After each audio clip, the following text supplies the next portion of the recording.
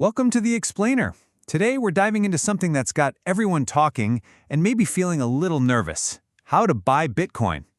My goal here is to cut through the noise and show you how to do it safely, so you can feel confident every step of the way. So you're Bitcoin curious. You've seen the exciting headlines, you've heard the wild success stories, but you've also heard the horror stories, right?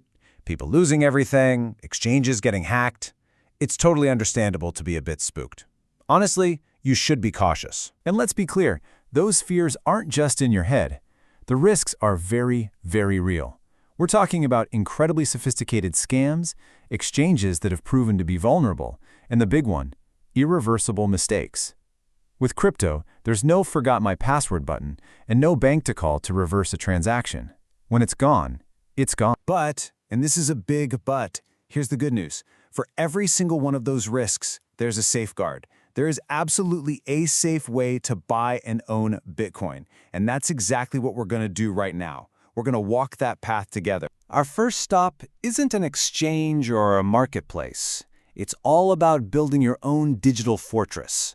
This is, without a doubt, the most important phase.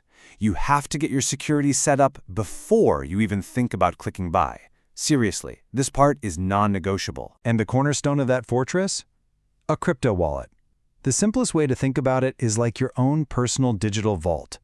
It's an app or a little physical device that will hold your Bitcoin, and crucially, it gives you, and only you, the keys.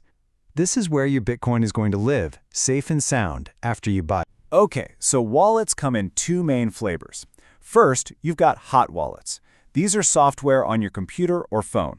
They're always online, which makes them convenient for small amounts you might want to use regularly. Think of it like the cash you'd keep in your actual wallet. Then you have cold wallets. These are physical hardware devices, kind of like a secure USB stick. They are kept completely offline, which makes them the absolute best for security. This is your personal safe deposit box. It's for the stuff you absolutely cannot afford to lose.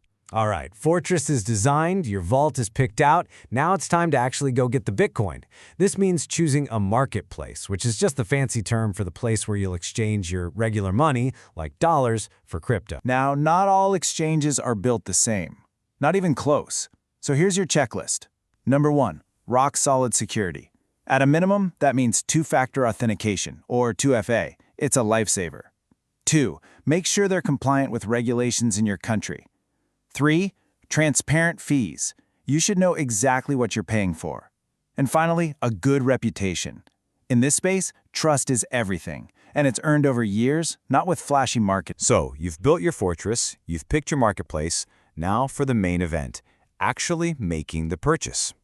We're going to slow down a bit here and go through a really clear step-by-step guide to your very first buy. It really boils down to 5 simple steps. 1, create your account. 2, and please do this immediately, enable two-factor authentication. It is your best friend. 3, you'll do a quick identity check. They call it KYC, or Know Your Customer. 4, you'll fund your account from your bank. And 5, you hit the button. You execute the purchase. You just bought your first Bitcoin. Congratulations! But hold on, we are not done yet. As you go, you have to be on the lookout for red flags. These are the classics. If you get a random email or a DM about a hot investment opportunity, it's a scam. If anyone, and I mean anyone, promises you guaranteed returns, it's a scam.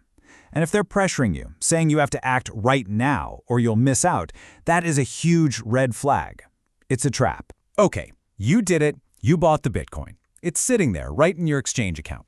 And now, we have arrived at what is, without any exaggeration, the single most important step in this entire journey, securing your digital gold for the long haul.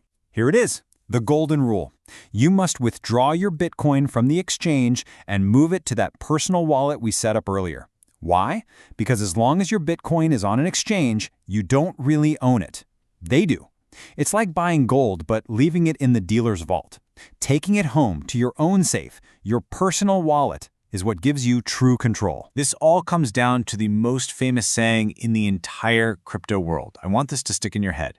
Not your keys, not your coins. The keys are the secret password, the cryptographic proof. that's stored in your personal wallet.